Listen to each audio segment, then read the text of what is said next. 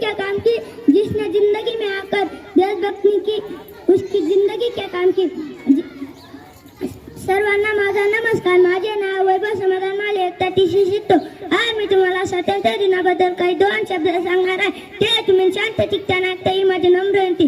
देशाला स्वातंत्र्य मिळवून देण्यासाठी अनेक स्वातंत्र्य सैनिक आपले प्राण दिले. त्यांचे स्मरण करण्याचा आजचा दिवस आहे. आजच्या दिवशी भारत देशाला स्वातंत्र्य मिळाले म्हणून ध्वज फडकून स्वातंत्र्य दिन साजरा करतो. भारतात पूर्वी इंग्रजांचे राज्य होते. देशाला स्वातंत्र्य मिळवून देण्यासाठी नेताजी सुभाषचंद्र बोस, सावरकर, चापेकर, बंधू महात्मा गांधी यांनी संघर्ष करून इंग्रजांच्या गुलामगिरीतून भारत देशाला स्वातंत्र्य केले व आपण आझाद झालो. एवढे बोलून माझ्या भाषण संपवतो. जय हिंद.